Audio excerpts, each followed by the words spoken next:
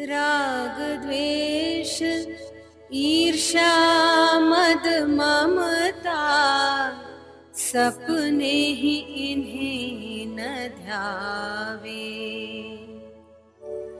करे निरंतर ध्यान आपका, प्रेम से गुण गन गावे। हे प्रभु असमन कर दो, हे प्रभु असमन कर दो।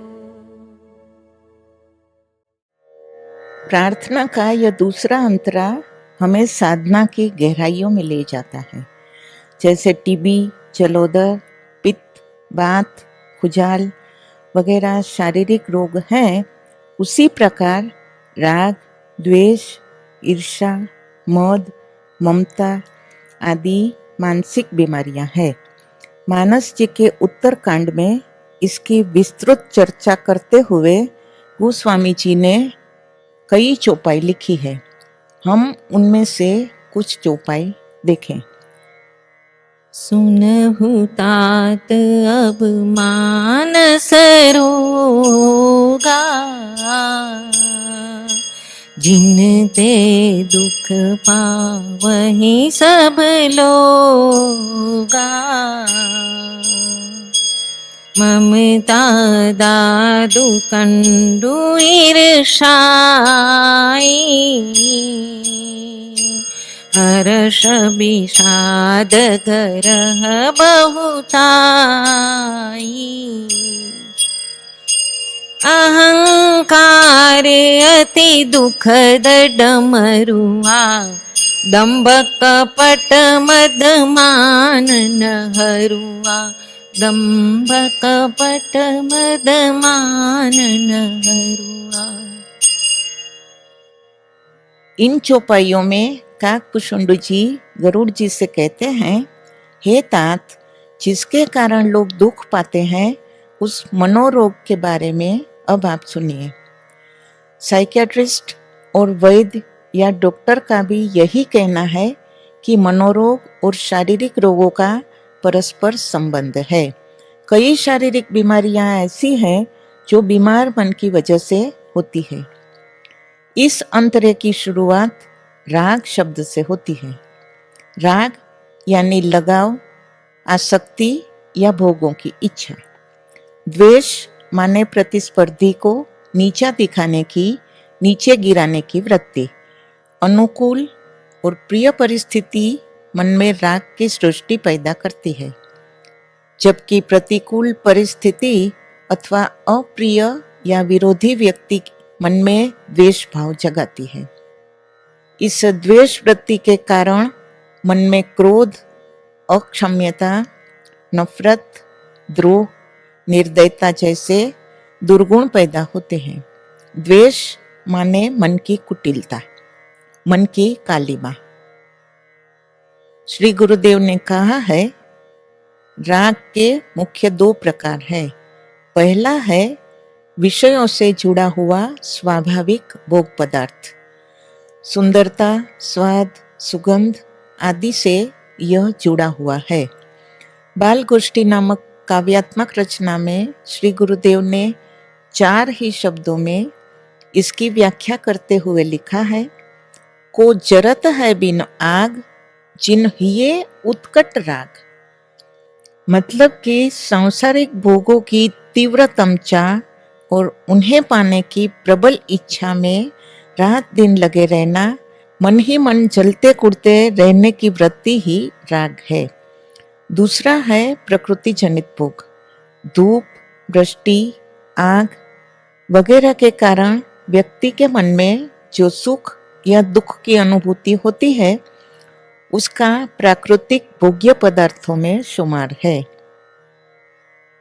सुहावना दृश्य, कलकल निनाद करती हुई बहती गंगधारा या हिमाच्छादित पर्वत के उत्तुंग शिखर के प्रति व्यक्ति का मन सहज ही आकर्षित होता है। ठंडी के मौसम में सुबह की सूर्य किरणें सुखप्रद प्रतीत होती है, जबकि गर्मी की ऋतु में वही सूर्य और वही धूप कड़ी महसूस होती है, दुखदायी लगती है। मौसम के बदलते ही मन की वृत्ति भी बदल जाती है। जो सुखप्रद महसूस होता था वही दुखप्रद लगने लगता है। इस प्रकृति जनित बदलाव को संसारी व्यक्ति बकबक करके सहन कर लेता है, जबकि साधक व्यक्ति उसे शांतिपूर्वक झेल लेता है। परंतु धूप बहुत तेज है, ऐसी वृत्ति तो साधक के मन में भी उठती ही है। मन में वृत्ति के उठते ही साधक क्या करता है? वह छांव ढूंढता है। वृत्ति उठी कि साधक भोक्ता बन जाता है, ऐसा हमारे धर्म ग्रंथ कहते हैं। वीतरागी संत या हमारे श्री सद्गुरुदेव ऐसे मानसिक राग से भी ऊपर उठ जाते हैं। वे केवल साक्षी भाव से सब कुछ देखते हैं। उनके मन में प्रभु के लिए एक ही भाव होता है। श्री गुरुदेव कई बार ये पंक्तियां गाते रहे। राजी है हम उसी में जिसमें तेरी रजा है, राजी है हम उसी में जिसमें तेरी रजा है, हमें यूं भी वाह वाह है और यूं भी वाह वाह है। देश वृत्ति को समझाते हुए श्री गुरुदेव ने कहा है, कर कालो पर द्रव्य ग्रहण, मुख कालो व्यभिचार, मन कालो पर द्वेष थे, कह तो बना विचार, कह तो बना विचार। इसका अर्थ है दूसरे की संपत्ति को गलत तरीके से छीन लेने के कारण व्यक्ति के हाथ काले होते हैं, व्यभिचार से मुंह काला होता है और द्वेष से मन पर कालिमा छा जाती है। द्वेष भाव और मन की ऐसी कुटिलता को गोस्वामी जी छुआछूत की माने रक्तपित्त की बीमारी कहते हैं। ऐसे व्यक्ति का संग कोई करे तो उसे भी यह छूत की बीमारी लग जाती है। द्वेषीला व्यक्ति प्रतिकूलता को बर्दाश्त नहीं कर पाता। प्रतिकूलता पर प्रत्याघात करना ही उसका स्वभाव होता है। सृष्टि का एक सनातन नियम है, हम दूसरे को जो कुछ भी देते हैं वही समय आने पर हमारे पास वापस आता है। यह नियम हमें समझाता है कि दूसरे के प्रति क्षमाभाव, मृदुता, सद्भावना या स्नेह रखने से हमें भी सामने से वही मिलेगा। नफरत, घृणा, तुच्छ भाव या उपेक्षा भाव होगा तो वही लौटकर हमारे पास आएगा। गोस्वामी जी कहते हैं, मोह ही सारी मानसिक अस्वस्थता का मूल है। मोह अज्ञान की वजह से होता है। तुलसी जी ने राग और द्वेष को उलूक की उपमा दी है। उलूक को गुजराती में घुवड़ कहते हैं। उलूक को सूर्य के प्रकाश में कुछ नहीं दिखता। जहाँ राग द्वेष की वृत्ति प्रबल होती है वहाँ प्रभु राम रूपी प्रकाश नहीं होता। जीवन में यदि प्रभु राम की भक्ति का उजाला न हो, भगवान राम जो करोड़ों सूर्य के भी सूर्य हैं, तो ऐसे व्यक्ति के हृदय में राग द्वेष के उलूक आसानी से अपनी जगह बना लेते हैं। इस पंक्ति में तीसरा शब्द है ईर्ष्या। ईर्ष्या को तुलसी जी ने कंडू रोग कहा है। जगत में कई लोग ऐसे हैं जो समाज में, संसार में या साधना में रात दिन तरक्की करते हैं। खुद के पुरुषार्थ व योग्यता के बल पर समाज में या अध्यात्म जगत में पद और धन हासिल करते हैं। निरंतर उन्नति की ओर आगे बढ़ते रहते हैं। अध्यात्म जगत में भी कोई कोई साधक अपने त्याग, सेवा और समर्पण के द्वारा श्री गुरुदेव के कृपा पात्र बन जाते हैं, उनके स्नेह भाजन बन जाते हैं। यह सब कुछ देख सुनकर सफल व्यक्ति या कृपा पात्र शिष्य के जो विरोधी होते हैं वे मन ही मन कुढ़ते रहते हैं, जल भून जाते हैं। यह वृत्ति ईर्ष्या कहलाती है। एक प्रकार की एलर्जी या सोरासिस जैसा रोग है ये। ईर्ष्या वृत्ति उठती है तब वह पूरी तरह से व्यक्ति पर हावी हो जाती है। उसके विचारों पर, विवेक बुद्धि पर कुठाराघात करती है। व्यक्ति के वर्तन, वाणी, आंखें और हाव भाव के जरिए ईर्ष्या अपना वजूद प्रकट करती है। जिसके प्रति ईर्ष्या भाव होता है उसकी वह निंदा करता है, उसे बदनाम करता है, हर जगह ईर्ष्या वृत्ति की उल्टी करता रहता है। अधपतन का मुख्य कारण मद, मिथ्याभिमान और परद्वेष है। किसी भी व्यक्ति या वस्तु के प्रति मानव मात्र में इन तीन में से कोई एक भाव होता है। या तो उसके प्रति राग होता है, या द्वेष होता है, अथवा उपेक्षा भाव रहता है। दुर्गुणों के मूल में राग द्वेष की विशेष भूमिका रहती है।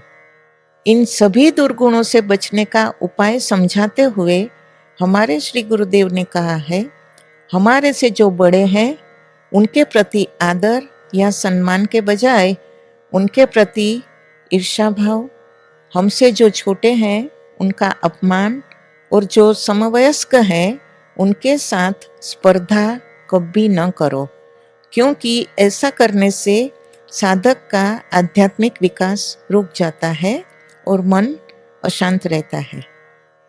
मन में मद या दंभ जैसे दुर्गुण का वास हो तब तक परमात्मा हमसे बहुत दूर रहता है। गोस्वामी जी ने मद की उत्पत्ति का कारण बताया है। वे कहते हैं, नहीं असको जन्मा जग माही, प्रभुता पाय जाहि मद नाही। नहीं असको जन्मा जग माही, प्रभुता पाय जाय मद नाही। शराब की तरह मद का भी एक नशा होता है। मतलब कि व्यक्ति को समाज में जब कोई प्रतिष्ठित पद मिलता है तब उसके मन में स्वाभाविक ही दूसरों के प्रति तुच्छ भाव जगता है।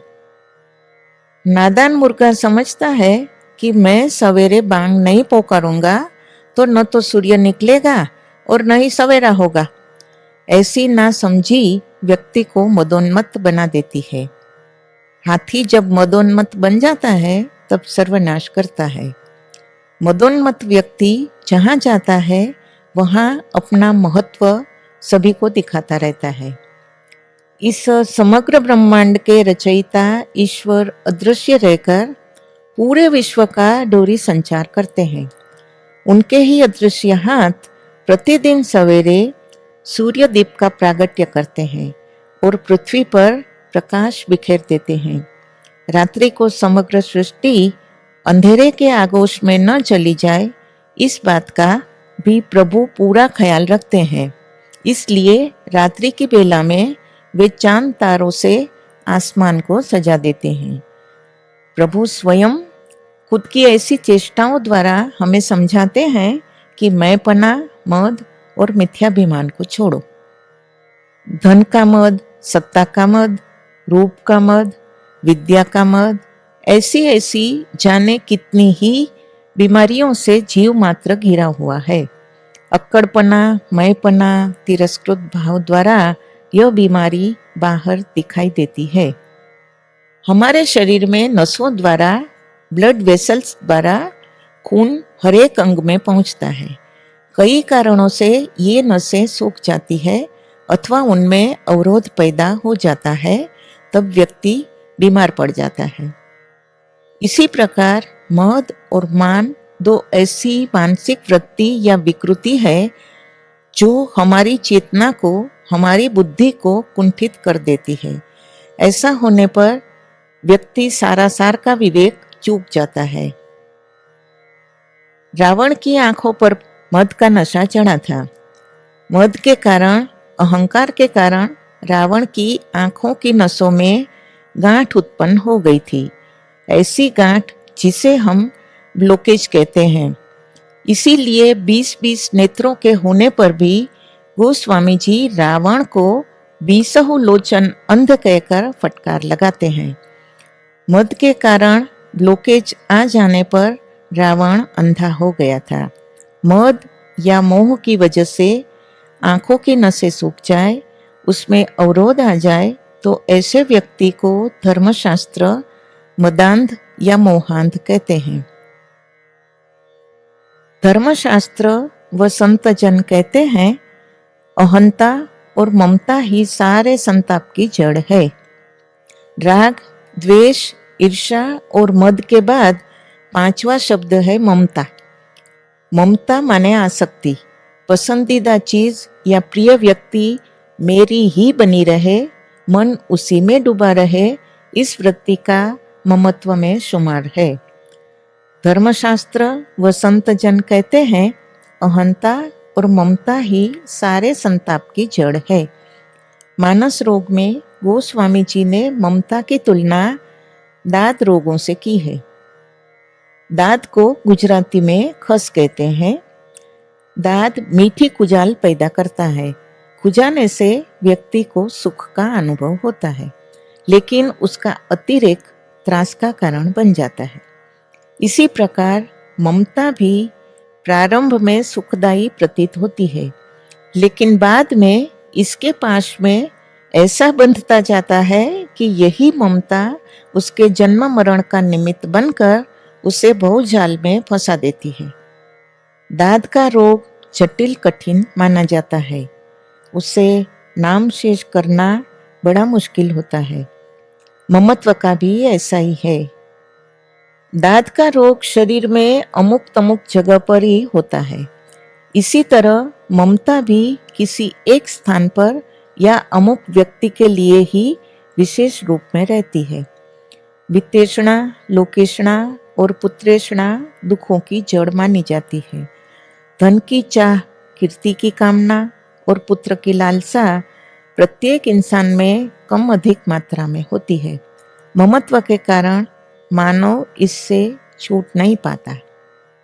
श्री गुरुदेव ने कहा है, शरीर मरता है पर ममता नहीं मरती। मृत्यु के बाद भी वो जीवात्मा के साथ जाती है और पुनर्जन्म का भी निमित्त ये बनती है। खुद को, स्व को प्रभु के समर्पित कर देने पर अहंकार और मद का नाश होता है एवं सर्व समर्पण कर देने से ममता और आसक्ति का नाश होता है।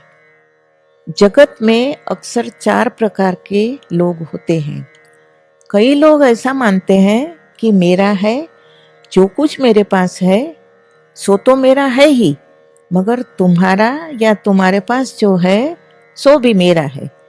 इसे धर्मग्रंथ राक्षसी वृत्ति कहते हैं। इस तरह के लोग दूसरे के हक पर धावा बोलते हैं और छीना झपटी करके सब कुछ हथिया लेते हैं। धर्मग्रंथ इसे कुमति कहते हैं। दूसरी वृत्ति जो है वह मानवीय कक्षा में आती है। मानव सोचता है तेरा है सो तेरा है और मेरे पास जो है सो मेरा है।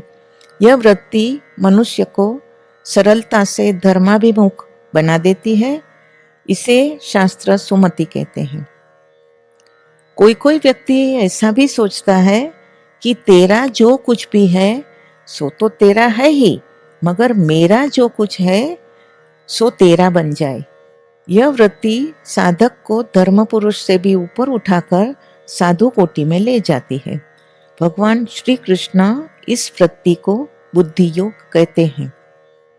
चौथी वृत्ति वाले विरले होते हैं। वे कहते हैं कि इस दुनिया में तुम्हारा भी कुछ नहीं है और मेरा भी कुछ नहीं है। यहाँ जो कुछ भी है सो सब केवल परमात्मा का है।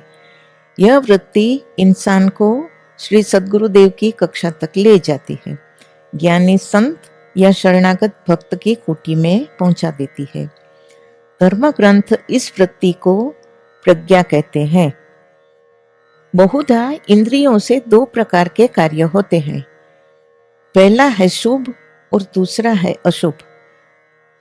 शब्द स्पर्श रूप रस गंध द्वारा ये कार्य होते हैं, इसलिए इनको उसी कार्य में लगाओ जिसका परिणाम शुभ हो। कान सत्संग सुने, आंख प्रभु की सुंदरता को देखे, पैर मंदिर की ओर जाए, हाथ पूजा व दान के लिए उठे, निराश व्यक्ति को हमारा स्नेह भरा स्पर्श आशान्वित कर दे वगैरह। यदि ऐसा तुम करोगे तो धीरे धीरे मन में संकल्प भी अच्छे ही उठने लगेंगे और हमारा मन अपने आप शुद्ध होता जाएगा। हमें मन को मोड़ना है, तोड़ना नहीं है। वृत्तियों से भागना नहीं है, वृत्तियों की दिशा पलटना है। अनुकूलता हमारे मन में राग की और प्रतिकूलता द्वेष की वृत्ति जगाती है। कोई हमें गाली दे, उस वक्त हमारे मन में क्रोध आता है और प्रतिक्रिया के रूप में उस व्यक्ति को भी गाली देने की या उस पर हाथ उठाने की वृत्ति हमारे चित्त में उठती है। बुद्धि कहती है कि हम कायर थोड़े ही हैं जो ऐसी गाली सुनकर चुप बैठे रहे। फलस्वरूप हम भी उस व्यक्ति के लिए कठोर अपशब्द बोलते हैं, फिर बाद में कॉलर ऊपर उठाकर अहंकार करते हैं कि ऐसा ही करना जरूरी था, वह अपने आप को समझता क्या है। इसी प्रकार कोई व्यक्ति यदि हमारी प्रशंसा करे तो मन में सुख होता है। दो चार वाक्य और भी प्रशंसा में कहे, ऐसा मन में भाव उठता है। राग की यही महिमा है। राग द्वेषादि की ऐसी वृत्तियों से छूटने के लिए या इनसे बचने के लिए अंतःकरण में दृष्टा भाव या साक्षी भाव का अभ्यास डालना चाहिए। हमारी वृत्तियों का हमें खुद बारीकी से निरीक्षण करना चाहिए। साक्षी भाव दृढ़ हो जाने पर मन में प्रतिक्रिया की वृत्ति नहीं उठेगी। गाली बकने वाला व्यक्ति नादान है, वह मुझे ठीक से नहीं जानता, ऐसा समझकर उसके प्रति तटस्थ भाव रखने से सब कुछ वहीं पर खत्म हो जाएगा। या फिर आपने गाली सुनने जैसा कोई अपकृत्य सचमुच ही किया हो तो गाली देने वाला सच्चा है और तुम्हें अपना गैर वर्ताव याद दिला रहा है। ऐसा स्वीकार कर लेने पर गलत काम के लिए पछतावा होगा और मन शांत हो जाएगा।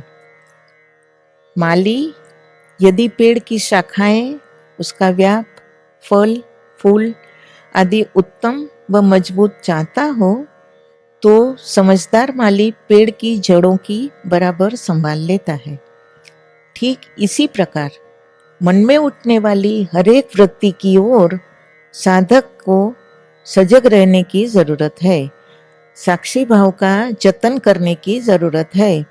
वृत्तियों को सन्मार्ग पर चलाने की जरूरत है। श्री गुरुदेव ने कहा है, परमात्मा का चिंतन करने पर कुछ देर के लिए मन जरूर एकाग्र होगा।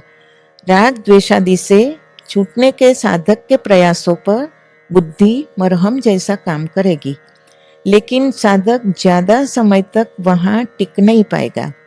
इसलिए बेहतर उपाय पर सोचो। जब तुम ध्यान में बैठे हो तब मन जहां जहां जाए वहां उसे जाने दो और तुम साक्षी भाव, दृष्टा भाव को अपना कर मन की चेष्टाओं को देखते रहो। फिर समझ पूर्वक मन को वहां से हटाकर ईश के ध्यान में लगाओ। जबरदस्ती करने पर मन स्प्रिंग की तरह अधिक जोर से उछलकर अपने पसंदीदा कार्य के प्रति भागेगा। दृष्टा भाव पर विशेष जोर दो। बालक को जिस तरह हम समझाते हैं उसी प्रकार मन को गलत विचारों से छुड़ाकर इष्ट देव में लगाओ। ऐसा करने से वृत्तियों में चौकस परिवर्तन आएगा। श्री गुरुदेव ने कहा है, जगत में अक्सर 3 प्रकार के लोग होते हैं, तमोगुणी, रजोगुणी और सत्वगुणी। इन तीनों के राग द्वेष के संस्कार भिन्न भिन्न होते हैं। तमोगुणी संसारी की राग द्वेष की वृत्तियां पत्थर की लकीर समान होती है। उनको मिटाने में कई जन्म बीत जाते हैं। राजसी साधक के राग द्वेष के भाव रेत पर खींची गई लकीर जैसे होते हैं। हवा का एक जोरदार झोंका उसको मिटाने के लिए काफी होता है। चिंतन व सत्संग की हवा बहते ही ऐसा व्यक्ति स्वस्थ हो जाता है। जागृत सत्वगुणी संत जन के राग द्वेषादि के संस्कार पानी पर खींची गई लकीर जैसे होते हैं। बनते ही तत्क्षण बहाव उसे मिटा देता है। प्रभु के प्रति निरंतर गतिशील रहने वाले संत को वृत्तियां बांध नहीं सकती।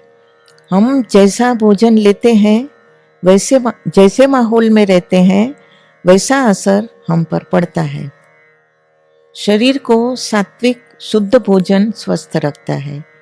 मन भक्ति, ध्यान, सुमिरन से स्वस्थ रहता है। बुद्धि संस्कारी पुस्तक एवं धर्म ग्रंथों के ज्ञान से स्वस्थ बन सकती है। प्राण शुद्ध हवा और प्राणायाम से स्वस्थ रहते हैं और आत्मा प्रेम, प्रसन्नता, आनंद, समता से स्वस्थ रहती है। यह मानस रोग मिटे कैसे? उपाय क्या? मानस जी कहती है, राम कृपाना सही सब रोगा, जो यही भांति बने संजोगा। सद्गुरु वैद्य वचन विश्वासा, संजमयन विषय कयासा। रघुपति भगति सजीवन मूरी, अनुपान श्रद्धा मतिरूरी। विधि भले ही सो रोगन साही, नाहित जतन कोटि नहीं जाही। गेहूं को यदि एक बार हम आंच पर सेक डालें तो फिर उसमें से बीज अंकुरित नहीं हो सकता।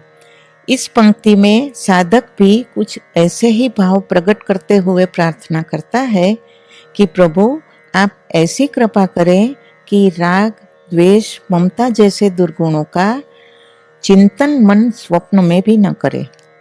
दुर्गुणों के पास से मुक्त होने पर मन द्वारा साधक क्या करना चाहता है सो आगे की पंक्ति में कहता है। मन को कहाँ लगाना चाहता है साधक?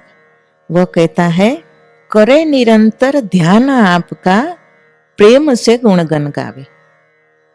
साधक प्रार्थना के सुर में कहता है कि हे भगवान, मेरा मन निरंतर आपके ध्यान में डूबा रहे और आपके सगुण साकार स्वरूप का गुणगान गाता रहे, ऐसा आप कर दीजिए।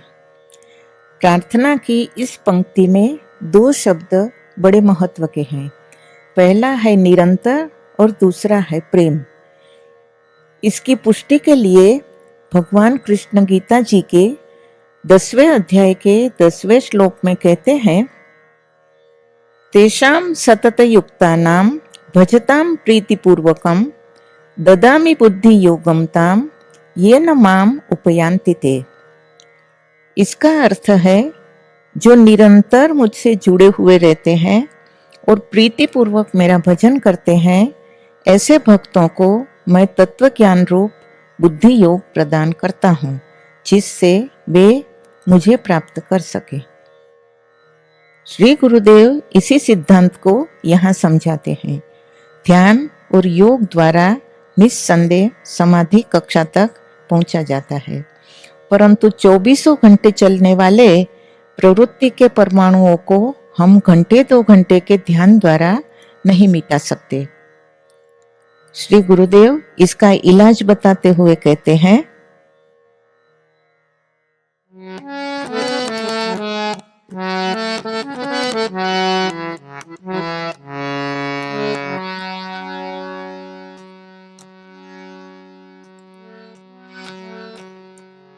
रहो कोई सा भी ठाम, करो कोई सा भी काम, पर जपो आठों याम, श्री राम राम राम, श्री राम राम राम। भले कहीं पर भी रहो, कोई भी काम करो, लेकिन 8 प्रहर जिह्वा से श्री राम नाम का जाप करते रहो। ध्यान के 2 प्रकार हैं। पहला है सगुण साकार ध्यान और दूसरा है निर्गुण निराकार ध्यान।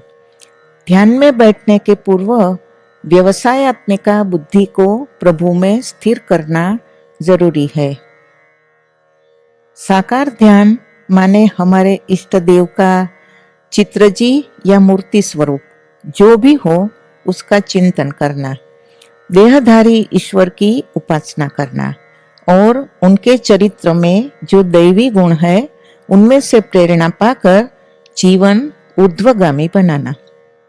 निराकार ध्यान माने किसी भी प्रकार का आधार लिए बिना खुद के भी देह भाव से ऊपर उठकर समग्र ब्रह्मांड के रचयिता ब्रह्म के परम चैतन्यमय ज्योति स्वरूप का चिंतन करना। निराकार ध्यान में नामाधार, चित्रजी, मूर्ति किसी भी प्रकार का अवलंबन नहीं होता है, परंतु यह पद्धति अति कठिन है। प्रत्येक की वहां तक पहुंच भी नहीं है। कोई विरला ही साधना की इस पद्धति द्वारा खुद का उत्कर्ष चाहता है। इसलिए श्री गुरुदेव ने सुगम और सरल ध्यान की प्रक्रिया बताई है। सगुण साकार परमात्मा की उपासना पर विशेष बल दिया है और हमें सिखाया भी है। ध्यान के 3 केंद्र है, नाभि, हृदय और त्रिकुटी। अब श्री गुरुदेव द्वारा समझाए गए सगुण साकार ध्यान के सारांश को हम देखें। सर्वप्रथम एकांत स्थान पसंद करें, वहां अपने इष्ट देव के सुंदर मनोहर चित्र जी को अथवा मूर्ति स्वरूप को रखें। फिर सामने बैठकर शांत होने का प्रयास करें। मन शांत करने के लिए 21 बार नाड़ी शोधन करें, माने अनुलोम विलोम की सांस की प्रक्रिया करें। चित्र जी या मूर्ति को टेबल पर जमीन से 1 हाथ और 1 बीता ऊपर पधराओ। उस टेबल से 1 हाथ और 1 बीता दूर तुम्हारा आसन बिछाओ। ऐसा करने से तुम्हारा मेरुदंड माने स्पाइनल कॉर्ड सीधा रहेगा और इष्ट देव की आंखों से तुम्हारी आंखें भी मिल पाएगी। अब आंखें मीच कर परमात्मा की अनंत कृपा को, उनकी भक्तवत्सलता को, उनकी दयालुता को याद करो। प्रभु से दीनता पूर्वक कहो कि हे नाथ, मेरी योग्यता से कहीं अधिक आपने मुझे दिया है। इन सब के लिए भगवान का आभार व्यक्त करो।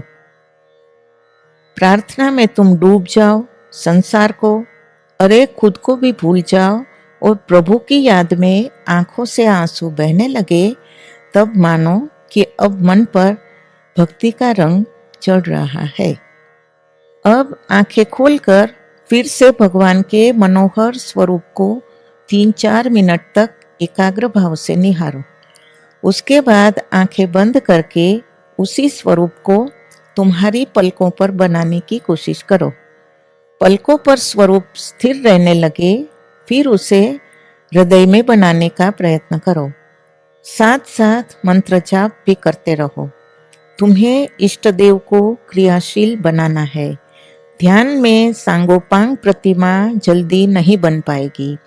जब ऐसा हो तब आंखें खोलकर एक बार फिर स्वरूप जी के दर्शन करो।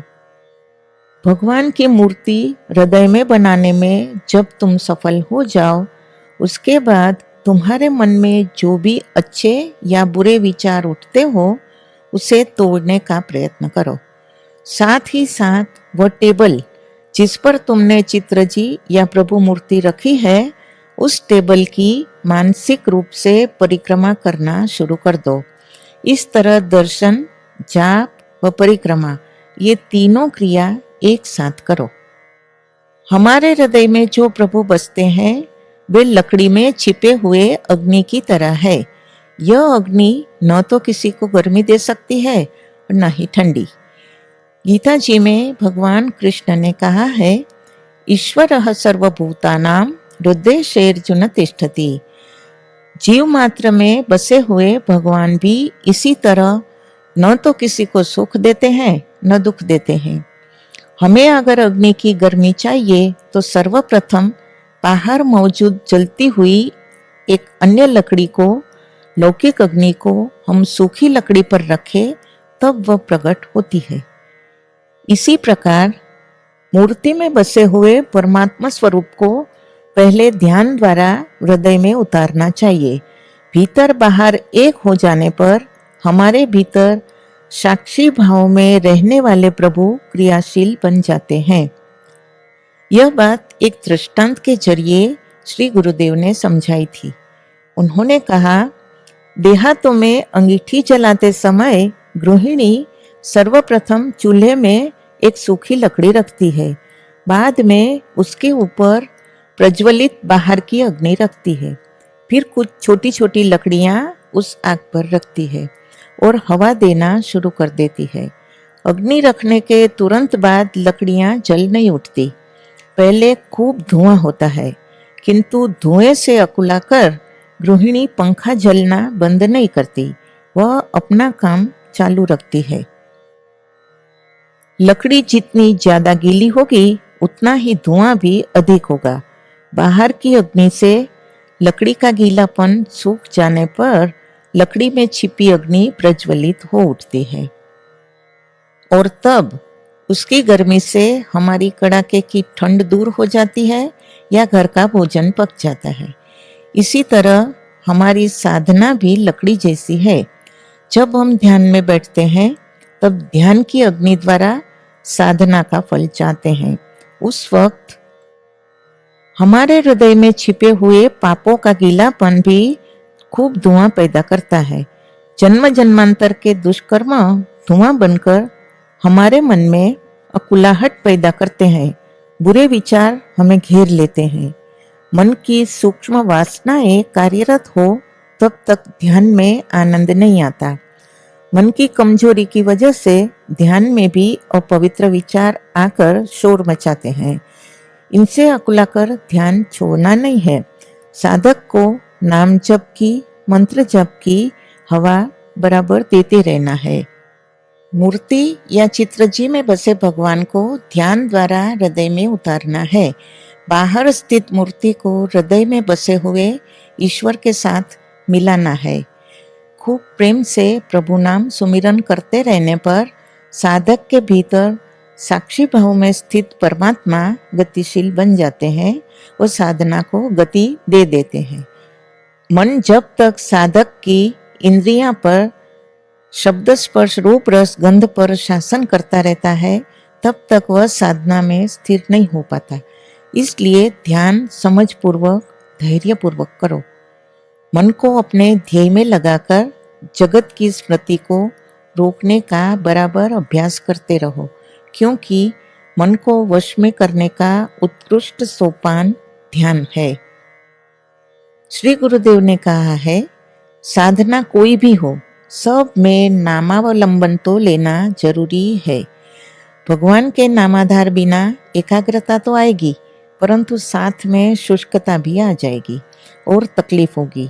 साधना में लगन चाहिए, व्याकुलता चाहिए। मन के साथ जबरदस्ती न करो। जब तुम ध्यान करने, स्वाध्याय करने या प्रार्थना करने बैठो, तब दृष्टा भाव रखकर मन में उठते हुए विचारों को और मन की दौड़ को देखते रहो। कुछ समय पश्चात मन को धीरे से समझा बुझाकर वापस साधना में लगाने का अभ्यास करो। कड़ी धूप में आंगन में खेल रहे बच्चे को माँ समझा बुझाकर वापस घर में लाती है और फिर दरवाजा बंद कर देती है। मन को भी ठीक इसी प्रकार संभालो। जबरदस्ती करने जाओगे तो मन और भी तेजी से संसार की ओर भागेगा।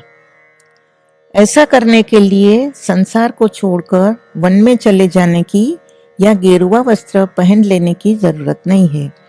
जंगल में जाकर कोई व्यक्ति शरीर द्वारा पद्मासन लगा के किसी पेड़ के नीचे बैठ जाए, परंतु उसका मन यदि उसके घर के सोफा पर ही बैठा रहे तो ऐसी साधना का कोई अर्थ नहीं रहता।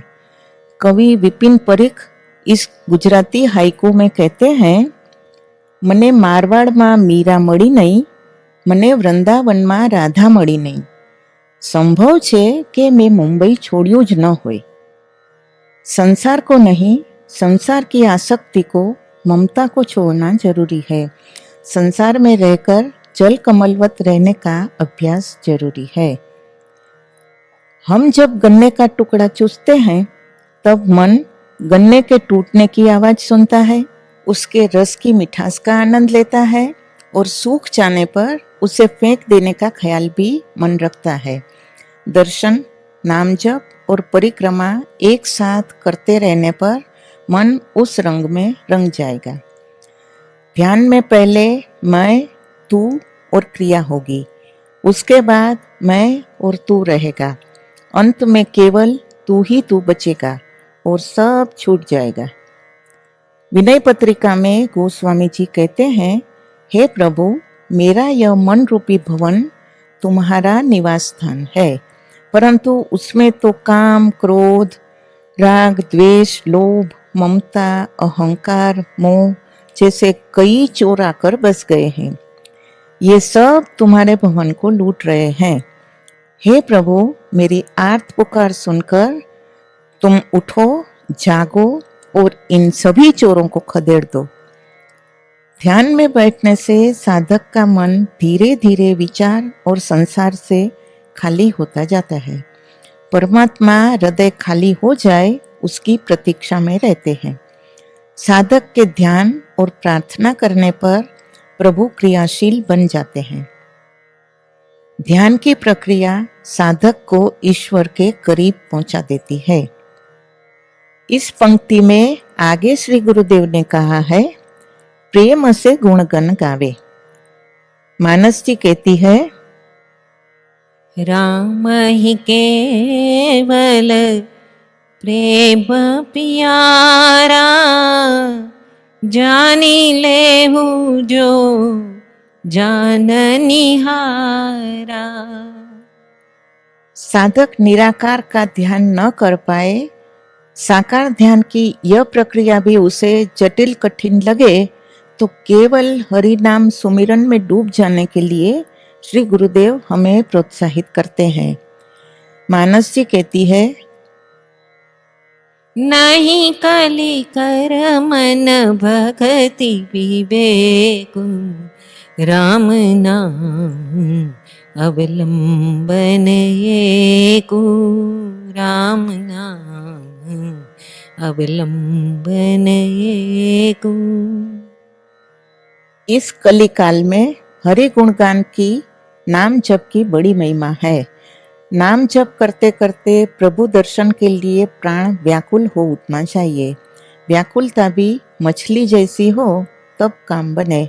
मछली को यदि पानी से बाहर निकाले तो वह तड़प तड़प कर मर जाती है. उसका जीवन ही पानी है. परंतु हमारी दशा कैसी है? भजन की इस पंक्ति द्वारा हमारा हाल प्रकट होता है. साधक कहता है, हरि तारा नामनी माड़ा फेरवीए त्यारे, मनडું ફરે છે ફેરા સંસારના, मनडું ફરે છે ફેરા संसारना। ऐसी दशा हो तब तक तो दिल्ली बहुत दूर है, साधना सही गति नहीं पकड़ पाती। अपने लग्जरियस फ्लैट में हमने हीटर और एयर कंडीशनर दोनों ही की सुविधा रखी हो, लेकिन हम ठंडक पाने एसी का स्विच जब ऑन करें तब कमरे की खिड़की अगर खुली होगी तो कमरा पूरी तरह से ठंडा नहीं हो पाएगा। उसी तरह जाड़े के दिनों में हीटर की गर्मी भी कमरे को पूरी तरह से गर्म नहीं कर पाएगी। प्रभु प्रेम शीतलता और गर्मी दोनों ही देने में समर्थ है। प्रभु के गुणगान प्रेम पूर्वक गाते हुए, नाम जप करते हुए यदि हमें भगवान को रिझाना है तो सबसे पहले भोगों की खिड़की को बंद रखना चाहिए। वह कमरे की छत भी नीची रखना चाहिए। नीची छत माने मन को पूर्णतया मद शून्य, अहम शून्य बनाना। दीनता पूर्वक प्रभु चरणों में झुकना, उन्हें प्रणाम करना। खिड़की खुली छोड़ेंगे, वासनाओं को भीतर आने देंगे तो हमारा प्रेम प्रभु और भोग के बीच बंट जाएगा। अक्सर सभी का मन थोड़ा संसार में, थोड़ा परिवार में, थोड़ा व्यापार व्यवहार में और थोड़ा प्रभु में होता है, जबकि श्री हरि तो हमारा पूरा पूरा 16वीं सदी मन मांगते हैं। वहां बंटवारा नहीं चलता। प्रेम के बारे में प्रभु बहुत ही पॉजिटिव है। अपनी सांसारिक जवाबदारी को एक कर्तव्य समझकर मुनीम की भांति निभाओ जरूर, लेकिन उसमें आसक्ति कतई नहीं रखना। उपासना में भाव ही प्रधान होता है, अति भाव होना जरूरी है। कभी कभी सामने रखी हुई मूर्ति को देखकर मन यह भी सोचेगा कि यह तो केवल पत्थर की एक प्रतिमा है, प्रभु क्या इसमें बसते हैं? इस विचार को हटाने के लिए भाव की, प्रेम की जरूरत होती है। मन में यह भाव दृढ़ होना चाहिए कि भगवान सर्वशक्तिमान है, परम चैतन्यमय सत्ता है, इसलिए वे अवतार भी ले सकते हैं और मूर्ति में भी बस सकते हैं। जो इस पूरे जगत को आकार देने में समर्थ है, वे जरूरत पड़ने पर साकार भी तो हो सकते हैं ना। भक्त की भाव पूर्ति के लिए उसके सामने प्रकट भी हो सकते हैं। जिस परम चैतन्य सत्ता ने समग्र ब्रह्मांड की रचना की है, वह क्या मानव देह में नहीं आ सकती? मृत्यु पश्चात तन बदलता है, मन नहीं बदलता। अच्छे बुरे कर्म, स्वभाव, संस्कार, सत्व रजतम आदि घटक मनुष्य के साथ ही जाते हैं और जन्म मरण, बंधन या मोक्ष का कारण भी मानव मन ही है। भगवान कृष्ण ने गीता जी में कहा है, मनः एवं मनुष्याणाम कारणम बंध मोक्षयोः। जिस पानी से कीचड़ बनता है, उसी पानी से वह कीचड़ साफ भी हो सकता है। इसी तरह मन जब संसार का, जगत के विषयों का चिंतन करता है, तब वह बंधनप्रद होता है, और प्रेम पूर्वक भगवान के चिंतन में, गुणगान में डूबता है, तब वही मन मोक्षप्रद बन जाता है। पीतल या तांबे के बर्तन को खटाई, कांथी की रस्सी, पानी आदि से मलकर हम उस पर फैली हुई काली मां को दूर करके बर्तन को चमका देते हैं। सिर्फ इतना भर करने से क्या काम पूरा हो जाता है? हरगिज नहीं। वातावरण का असर पड़ते ही बर्तन फिर से काला पड़ने लगता है। बर्तन की चमक को बरकरार रखने के लिए हम रोज उसे मानते हैं ताकि वह चमकता ही रहे। इसी प्रकार पूजा, प्रार्थना, ध्यान, नाम सुमिरन और भगवत कृपा से मन एक बार निर्मल हो जाए, फिर उसकी निर्मलता बरकरार रहे, मन हमेशा शुद्ध ही रहे। इसके लिए ध्यान, नाम जप, हरि गुणगान निरंतर करते रहने की हमें श्री गुरुदेव ने इस पंक्ति में आज्ञा दी है।